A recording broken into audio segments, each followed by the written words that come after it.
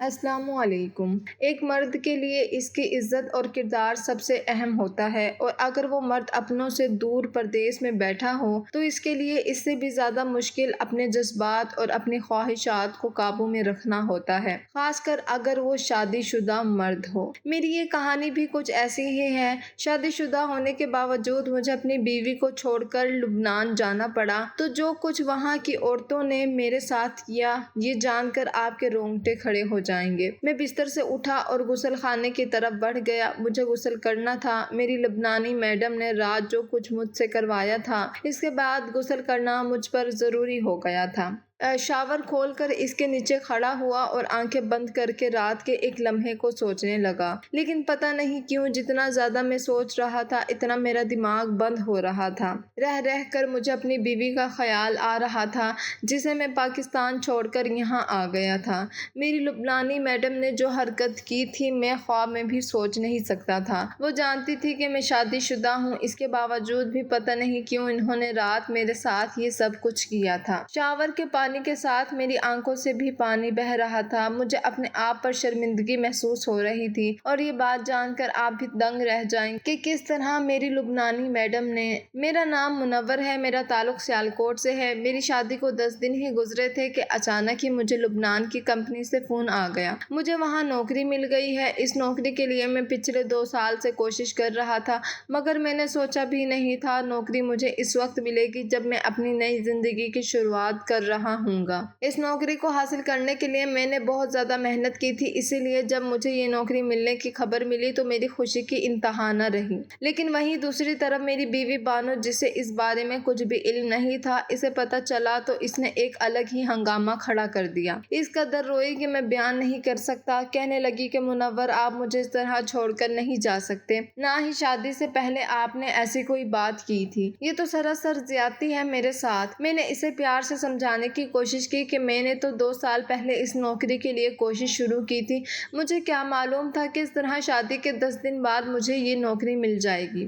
یہ سب تو تمہارے نصیب سے مجھے مل رہا ہے۔ دیکھو، میں لبنان جاؤں گا تو ہم دونوں کے ہی نصیب اچھے ہوں گے۔ بانو نے فوراً انکار کر دیا۔ کہنے لگی کہ مجھے ایسا پیسہ نہیں چاہیے جس کے لیے آپ سے دور رہنا پڑے۔ اس سے پہلے کہ میں بانو کی باتوں میں آ کر انکار کرتا، ہمارے کمرے پر دستک ہوئی۔ ہماری آواز پر میری ماں کمرے میں چلی آئی، تو جب انہیں میری نوکری کا علم ہوا تو وہ بہت خوش ہوئی۔ میرے ہاتھ چوم کر کہنے لگی، منور، ہرگز بھی انکار نہ کرنا۔ تمہاری یہ نوکری صرف تمہارے لیے نہیں ہے، بلکہ تمہاری بیوی اور تمہاری بہنوں اور تمہارے آنے والے بچوں کے حق میں بہت بہتر ثابت ہوگی۔ ابھی شادی کے لیے چھوٹی 3 بہنیں گھر بیٹھی ہیں، اور پھر سوچو کل کو تمہارے بچے ہوں گے تو وہ اس مہنگائی کے دور میں تم کیسے ان کے خرچے اٹھا پاؤ گے۔ بانو ابھی رخصت ہو کر آئی ہیں، وہ ان باتوں کو نہیں سمجھتی۔ گھرداری کی ذمہ داری پڑتی ہے تب عورت کو پتہ چلتا ہے کہ پیسہ کس قدر اہمیت رکھتا ہے۔ اماں کے آگے بانو بالکل خاموش ہو گئی تھی، لیکن اس کی برستی آنکھیں بتا رہی تھی کہ وہ اماں کی باتوں سے اختلافات رکھتی ہے۔ ایک طرف ماں تھی جو چاہتی تھی کہ میں مستقبل کی خوشیوں کی تلاش میں پردیس چلا جاؤں، اور دوسری طرف بیوی تھی۔ جب کچھ سمجھ نہ آیا تو میں گھر سے باہر نکل پڑا۔ ایسے ہی میں اپنے دوست کے گھر پہنچا تو وہ بہت پریشان بیٹھا تھا۔ میرے پوچھنے پر کہنے لگا، یار، ملک کے حالات اتنے خراب ہیں، کچھ سمجھ ہی نہیں آتا۔ اچانک ہی میری نوکری چھوٹ گئی ہے، بس بتاؤ ایسے حالات میں کیا کروں؟ 2 بچوں کا ساتھ ہے، میں تو بہت پریشان ہوں۔ دل چاہتا ہے کہ میں اپنی جان لے لوں۔ اس کی بات سن کر مجھے بہت زیادہ فکر ستانے لگی۔ میں نے اسے تسلی تو دی، لیکن مجھے بھی یہی لگ رہا تھا کہ اب اس ملک میں رہ کر نوکری کرنا بہت مشکل ہو گیا۔ جتنی بھی محنت کر لی جائے، مہنگائی کی اس بڑھتی ہوئی شرح کی وجہ سے خرچہ اٹھانا ناممکن ہو رہا تھا، اور بس اسی لمحے میں نے طے کر لیا کہ اپنے اور بانو کے بہتر مستقبل کے لیے میں یہ قدم اٹھاؤں گا۔ میں نے بانو کے رونے دھونے کو، اس کی باتوں کو نظر انداز کر دیا تھا۔ میں بس پیکنگ کر رہا تھا۔ کمپنی نے میرا ویزا، ٹکٹ، سب کچھ ہفتے بھر میں ہی بھیج دیا تھا۔ بانو کی ماں نے بھی اسے بہت سمجھایا تھا کہ میرے لبنان جانے سے اس کے حق میں ہی بہتری آئے گی، لیکن وہ تو بس میرا ساتھ چاہتی تھی۔ بار بار میرا ہاتھ پکڑ کر ایک ہی بات کہتی تھی، منور، مجھے چھوڑ کر نہ جائیں۔ جب میں اس کے آگے ہارنے لگتا تو اس کا ہاتھ हाथ झटक कर कमरे से निकल गया था। मेरे लिए भी अपनी नई नवेली दुल्हन को छोड़ के जाना मुश्किल था, लेकिन ये हम दोनों के लिए बेहतर फैसला था। और फिर वो दिन आ गया जब मुझे बानो से जुदा होकर लुबनान के लिए फ्लाइट लेनी पड़ी। बानो की हालत ने मेरा दिल चीर दिया था, लेकिन मैं ये सोचकर खुद को तसल्ली दे रहा था कि 2-4 दिन में वो मेरे बगैर रहने की आदी हो जाएगी। जब इसकी सारी ज़रूरियात और ख्वाहिशात पूरी होंगी तो वो समझ जाएगी कि मैंने ये सब कुछ इसी के लिए तो किया है। मुझे जिस कंपनी ने बुलाया था, इन्होंने ही मुझे फ्लैट भी दे दिया था, इसलिए रिहाइश का कोई मसला नहीं था।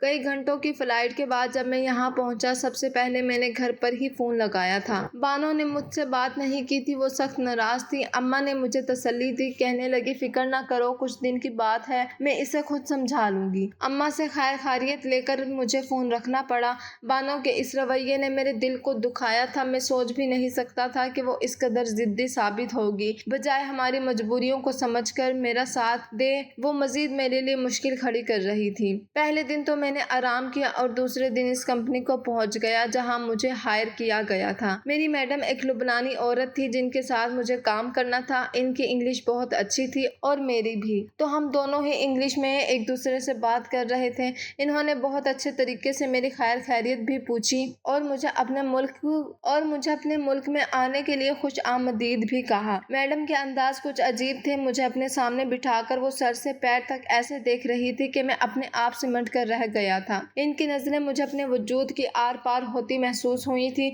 शायद मैं गैर मुल्की था, इसलिए वो अच्छी तरह मेरा जायजा ले रही थी, या फिर कोई और बात थी, मुझे अंदाजा नहीं हो सका। खैर, नौकरी का पहला दिन काफी मसरूफ गुजर गया। सारा दिन मैं मैडम के साथ साथ था। वो मुझे काम समझा रही थी। यहाँ काम करने का तरीका पाकिस्तान से मुख्तलिफ था। यहाँ एक एक मिनट का हिसाब रखा जाता, कोई वर्कर अपने काम से गफलत नहीं बरत सकता था। और फिर जब छुट्टी का वक्त आया तो मैडम ने मुझे कहा कि मैं इनके साथ इनके घर डिनर पे चलूं। इनकी बात सुन के मैं हैरान हुआ तो वो कहने लगी, आप हमारे मेहमान हैं, पहले दिन तो हमारे साथ डिनर बनता है। वो मेरी मालकिन थी, इसलिए इनकार करना मुमकिन नहीं था। मैं इनके साथ इनके घर चला गया था। बहुत ही खूबसूरत सा बंगला था। यहाँ की हर चीज़ पाकिस्तान से बहुत मुख्तलिफ और बहुत ही खूबसूरत थी। मैडम ने मुलाजमा को कहकर खाने की तैयारी शुरू करवाई और मुझसे कहने लगी कि ड्राइंग रूम में बैठने से अच्छा है मेरे कमरे में चलो। ये बात मुझे कुछ अजीब लगी। मैं क्या अब मैडम के कमरे में मुंह उठा के चला जाऊं? कम अज कम मेरी तरबियत तो ऐसी नहीं थी और ना ही पाकिस्तान की तहजीब ऐसी थी। मैंने इनकार कर दिया और कहा कि नहीं, मैं ड्राइंग रूम में ही ठीक हूँ। वैसे भी मेरी मैडम अकेली औरत थी, घर पर एक मुलाजिम और मैडम के सिवा कोई नहीं था, इसीलिए मैं ज्यादा एहतियात बरत रहा था। अगर ये पाकिस्तान होता तो मैं एक अकेली औरत के घर में कभी कदम रखने के बारे में सोच भी नहीं सकता था। मैडम मुझे लिबास तब्दील करने का कह के चली गई। वो जब वापस लौटी तो इन्होंने एक बहुत ही फैशन वाला सूट पहन रखा था जो मुझे नजर चुराने पर मजबूर कर रहा था। वो कहने लगी कि अब तुम मेरे मुलाजिम नहीं हो, हम कंपनी से बाहर हैं, तुम यहाँ मेरे मेहमान हो, सुकून से हम बात कर सकते हैं। वो मेरे बिल्कुल बराबर आकर बैठ गई तो मेरे लिए सांस लेना मुश्किल हो गया। आज से पहले मैं किसी औरत के साथ तन्हाई में इस कदर करीब नहीं बैठा था। मैडम मुझसे मेरी शादीशुदा जिंदगी के हवाले से बातचीत करने लगी और बानों के मुतालिक सवाल पूछने लगी। मुझे हैरत हुई कि इन्हें मेरी बीवी में इतनी क्या दिलचस्पी हो गई है, लेकिन इनके सारे जवाब ही मेरी शादीशुदा जिंदगी से जुड़े हुए थे। यहाँ तक कि इन्होंने बड़ी बेबाकी से मेरे और बानों के जाती ताल्लुक के हवाले से भी सवाल कर लिया था और ये बात मुझे बिल्कुल भी अच्छी नहीं लगी थी, मगर मैं ये सोचकर खामोश रहा कि शायद यहाँ ऐसी बातें आम हो तो लोग किसी की जाती जिंदगी के बारे में सवाल करते झिझक महसूस नहीं करते होंगे। और फिर इन्होंने एक बहुत अजीब बात कही, कहने लगी कि 2 साल से तुम्हारी फाइल मेरे सामने थी, लेकिन इस वक्त तुम कंवारे थे।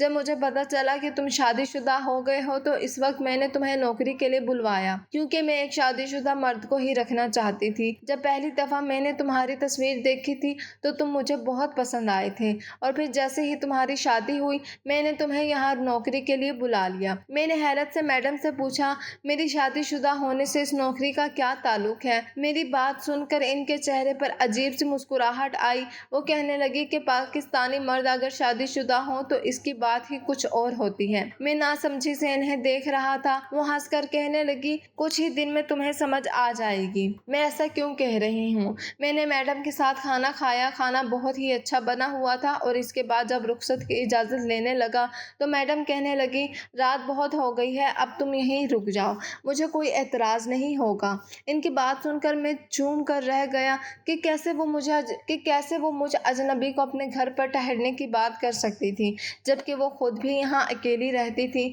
आज हमारी पहली ही तो मुलाकात थी। मैंने बड़ी मुश्किल से इनसे इजाज़त ली और अपने फ्लैट पर चला आया। मेरी लबनानी मैडम मेरी समझ से तो बाहर थी। इनकी मुस्कुराहट, इनकी बातें सभी बहुत पुरस्कार लगती थी, लेकिन इन सब के पीछे इनका क्या मकसद था, इस बात का अंदाजा मुझे फिलहाल बिल्कुल भी नहीं हो सका था। मुझे बानो से बात भी करनी थी। मैंने बानो को फ़ोन लगाया, लेकिन इसने तो मेरा फ़ोन ही ना उठाया।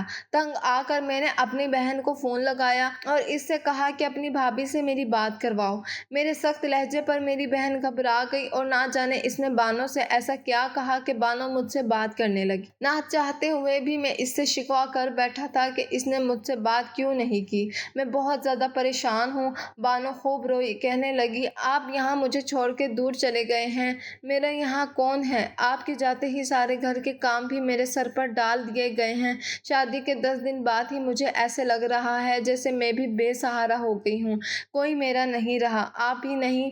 कहीं ना कहीं मैं इसके शिकवे शिकायतों को समझ सकता था, इसीलिए बस प्यार से इसे समझाता रहा और बहुत देर समझाने का असर ये निकला कि वो खामोश हो गई। लेकिन फ़ोन रखने के बाद मुझे इसकी कमी शिद्दत से महसूस होने लगी। मैं सारी रात बेचैनी से करवटें बदलने लगा। मैं एक जवान मर्द था, मेरे अंदर बहुत से जज्बात थे और फिर शादी के 10वें दिन ही बीवी से दूर हो जाना एक इम्तिहान ही तो था। लेकिन मुझे ये अंदाज़ा नहीं था कि यहाँ आगे मेरे साथ क्या होने वाला है। पहला महीना काफ़ी अच्छा गुजरा। मेरी तनख्वाह भी ठीक ठाक थी। मैंने घर पे जब इतना सारा पैसा भिजवाया तो मेरी माँ की खुशी की इंतहा न रही। कहने लगी कि देख मुनव्वर, नौकरी छोड़ने के बारे में कभी सोचना भी मत। कहीं ऐसा ना हो कि बानो की बातों में तू लौट आए। साल से पहले छुट्टी लेकर भी ना आना। मैं इन 2 सालों में तेरी एक बहन की शादी तो करवा ही दूंगी। अम्मा की बात सुनकर मैं भी खुश हो गया कि चलो मेरे बाहर आने से कम अज कम मेरी बहनों की शादियां तो निपट जाएंगी। अलबत्ता बहनों के शिकवे और शिकायतें अभी भी बरकरार थीं,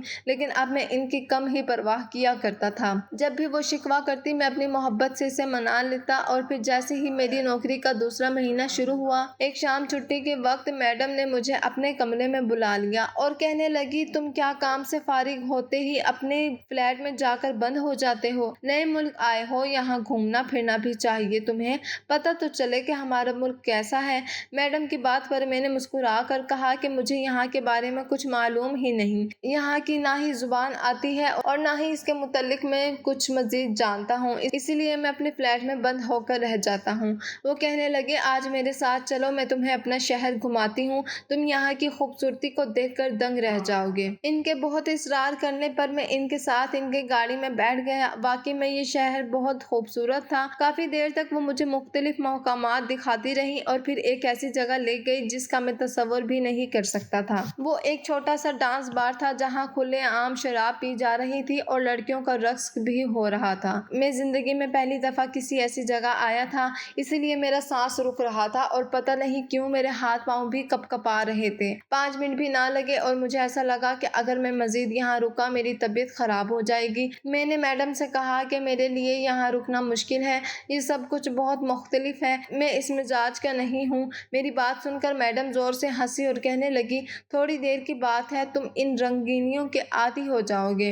इतनी खूबसूरत लड़कियां रक्स कर रही हैं, अगर तुम गौर से देखो तो नजर ना हटा सकोगे। मैडम जबरदस्ती मेरा हाथ पकड़कर मुझे अपने डांस फ्लोर पर ले आई और मेरे साथ रक्स करने लगी। मैं रक्स किया कर रहा था, बस जबरदस्ती जैसे वो मेरा हाथ पकड़कर मुझे घुमा देती, मैं भी घूम जाता। समझ नहीं आ रहा था कि किस तरह इन्हें इनकार करूं और यहाँ से फरार हो जाऊं। और फिर इतनी देर में मैडम ने एक ड्रिंक भी मेरे हाथ में दी। मैंने इनकार किया और कहा कि मैं शराब नहीं पीता, तो वो कहने लगी कि शराब नहीं, जूस है। मुझे मालूम है कि तुम शराब नहीं पीते। इनकी बातों में आकर मैंने वो ड्रिंक पी ली, लेकिन वही हुआ जिसका मुझे डर था। कुछ ही देर में मैं अपने हवास खो बैठा था और इन लड़कियों के रक्स में झूम गया था। और जब सुबह के वक्त मुझे होश आया तो मैं अपने फ्लैट में मौजूद था। मैं नहीं जानता था मैं यहाँ तक किस तरह पहुँचा हूँ और सारी रात क्या कुछ हुआ है। मेरा میرا سر بہت زیادہ بھاری ہو رہا تھا۔ بڑی مشکل سے میں نے خود کو سنبھالا، منہ ہاتھ دھویا اور غسل بھی کرنا پڑا کیونکہ رات کے کسی بھی واقعے کے بارے میں مجھے کچھ بھی علم نہیں تھا۔ سمجھ نہیں آ رہا تھا کہ میڈم نے میرے ساتھ ایسا کیوں کیا، جبکہ وہ جانتی تھی میں شراب نہیں پیتا، پھر بھی انہوں نے مجھے جھوٹ بول کر شراب پلا دی۔ ایک ایسی جگہ لے گئی جہاں جانا میں سوچ بھی نہیں سکتا تھا۔ پتہ نہیں وہ کیا چاہتی تھی۔ کافی دیر بعد جب میں خود کو سنبھال پایا تو تیار ہو کر دفتر پہنچ گیا۔ میڈم پہلے سے ہی وہاں موجود تھی، مجھے دیکھ کر ہنسی اور کہنے لگی، منور تم تو جوس پی کر بھی اپنے ہوش کھو بیٹھے تھے، اگر میں تمہیں صحیح میں شراب پلا دیتی تو کیا ہوتا؟ میں نے ناراضگی سے انہیں دیکھا اور کہا کہ آپ نے مجھے جوس نہیں شراب ہی پلائی تھی۔ وہ کہنے لگی، جتنی ہلکی شراب میں نے تمہیں دی تھی اسے یہاں جوس ہی کہا جاتا ہے، مجھے کیا معلوم تھا کہ تم اس میں بہک جاؤ گے۔ میں نے شرمندگی سے نظر جھکا لی اور میڈم سے کہا کہ میں آئندہ ایسی کسی جگہ بھی نہیں جاؤں گا۔ انہوں نے میرے ہاتھ پر ہاتھ رکھا اور کہنے لگی، میں تو بس اسی لیے تمہیں لے کر گئی تھی تاکہ تم بانو کی کمی کو محسوس نہ کرو۔ میں جانتی ہوں کہ تم اپنی بیوی کو بہت یاد کرتے ہو۔ پردیسیوں کے لیے عورت کے بغیر یہاں زندگی گزارنا کتنا مشکل ہے، میں اس بات سے اچھی طرح واقف ہوں۔ میں تمہیں ایک آفر دیتی ہوں، 24 گھنٹے دیتی ہوں، 24 گھنٹوں میں میری آفر کو قبول کر لو تو تمہاری زندگی بدل جائے گی، نہیں تو تمہیں پریشانی اٹھانی پڑے گی۔ کون سی آفر؟ میں نے حیرت سے پوچھا۔ مجھے سمجھ نہیں آ رہا تھا کہ اچانک ہی انہیں کیا ہو گیا ہے۔ وہ کہنے لگی کہ بہت زبردست آفر ہے، سوچ سمجھ کر جواب دینا۔ یہ بات تو تمہیں بھی معلوم ہے کہ تم 2 سال تک بغیر اپنی بیوی کے یہاں گزارا نہیں کر سکتے، اسی لیے میں تم سے شادی کرنا چاہتی ہوں۔ تم مجھ سے شادی کر لو اور ہم دونوں یہاں اچھی زندگی گزاریں گے۔ تم اپنی بیوی کو پیسے بھجواتے رہنا، وہ بھی خوش رہے گی۔ میڈم کی بات سن کر میں ہکا بکا رہ گیا اور اپنی کرسی سے اٹھ کھڑا ہوا۔ میں نے کہا کہ یہ آپ کیسی باتیں کر رہی ہیں میڈم؟ آپ جانتی ہیں میں شادی شدہ ہوں، 10 دن کی دلہن کو چھوڑ کر یہاں آیا ہوں، کیسے اسے دھوکہ دے سکتا ہوں؟ اور پھر آپ سے شادی؟ وہ مسکرائی اور کہنے لگی کہ تمہارے پاس 24 گھنٹے ہیں، اچھی طرح سوچ لو ورنہ تمہاری رات والی ساری ویڈیوز میرے پاس ہیں، کس طرح تم نشے میں بہہ کر ان عورتوں کے ساتھ اپنی خواہشات پوری کر رہے تھے۔ میں ساری ویڈیوز تمہاری بیوی کو بھجوا دوں گی اور پھر تم اس کو جواب دیتے رہنا۔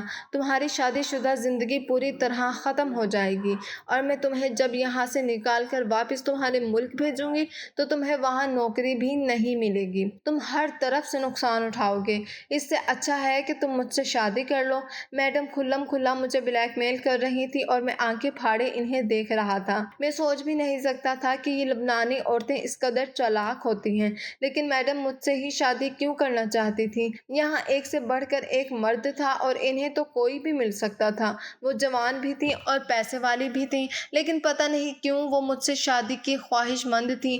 میں بنا کوئی جواب دیے ان کے آفس سے باہر نکل آیا تھا۔ یہاں 1-2 اور بھی پاکستانی مرد تھے۔ مجھے پریشان دیکھ کر ان میں سے ایک پوچھنے لگا کہ کیا بات ہے منور بھائی، آپ کو کیا ہو گیا ہے؟ جب کچھ سمجھ نہیں آیا اور پردیس میں اپنے دیس کا بندہ ملا تو میں اس کے سامنے اپنے دل کی ساری کہانی سنا بیٹھا۔ میری بات سن کر وہ کہنے لگا، مالکن ایسی ہی ہیں، اسے پاکستانی شادی شدہ مردوں میں بہت دلچسپی ہے۔ آپ اس کے پہلے شوہر تھوڑی ہو گئے، اس سے پہلے بھی وہ یہاں بہت سے پاکستانی مردوں سے شادی کر چکی ہے۔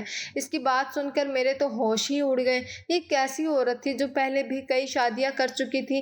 پھر اس پاکستانی شخص نے مجھے شروع سے آخر تک ساری کہانی سنائی۔ دراصل مالکن نے پہلی شادی سچ مچ میں محبت سے کی تھی اور وہ ایک پاکستانی شخص تھا۔ اس کی خاطر مالکن نے کیا کچھ نہ کیا تھا، اپنے ماں باپ کا بزنس خود سنبھالا تھا، لیکن اس شخص نے مالکن سے بہت ساری دولت سمیٹی اور پھر یہ کہہ کر واپس پاکستان روانہ ہو گیا کہ وہ وہاں پر اپنی بیوی کو چھوڑ کر آیا تھا۔ یہ بات مالکن کے دل میں ایسی چبھی کہ انہوں نے اس آدمی کی حرکت کا بدلہ ہر پاکستانی شخص سے لینا شروع کر دیا۔ مالکن بہت دیکھ سمجھ کر ایسے پاکستانی شادی شدہ نوجوانوں کو نوکری پر رکھتی ہیں جو جوان ہونے کے ساتھ ساتھ خوبصورت بھی ہوتے ہیں، اور پھر ان کی کوئی نہ کوئی حرکت اپنے پاس محفوظ کر کے انہیں شادی کے لیے مجبور کرتی ہیں اور پھر شادی کے کچھ عرصے بعد خود ہی چھوڑ دیتی ہیں۔ آپ بے فکر رہو، اس سے شادی کر لیں، کچھ دنوں کی بات ہے وہ خود آپ سے الگ ہو جائے گی، ورنہ دوسری صورت میں آپ نوکری سے بھی جائیں گے اور بیوی سے بھی، کیونکہ مالکن سچ مچ میں سارے ثبوت آپ کی بیوی کو पहुंचा देगी। जमशेद की बात सुनकर मेरी मज़ीद जान निकल गई थी। मैं बहुत ज़्यादा मुश्किल में पड़ गया था।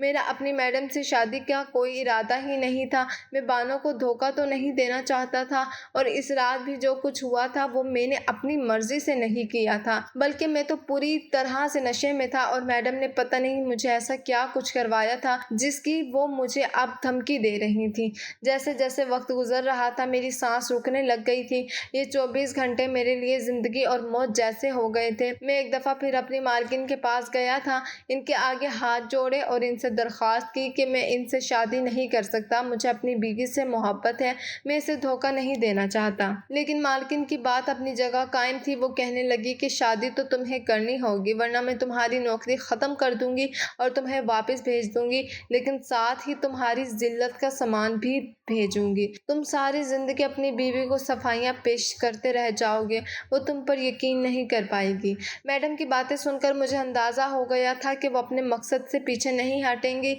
मैं इनके कमरे से निकल आया था कि 24 घंटे पूरे होने से पहले ही मैंने खामोशी से अपना टिकट बुक करवाया, अपना सामान समेटा और वापस पाकिस्तान की फ़्लाइट ले ली। मैं नहीं जानता था कि आगे क्या होगा, लेकिन मैं ऐसा कुछ नहीं कर सकता था जिससे मैं अपने ही घर वालों की नज़रों में गिर जाऊं। बानो पहले ही मेरे जाने से खुश नहीं थी। अगर इसे मेरी दूसरी शादी का इल्म हो जाता तो वो पूरी तरह टूट जाती। मैं घर पहुंचा तो मेरे घर वाले मुझे दरवाजे पर देखकर हक्का बक्का रह गए।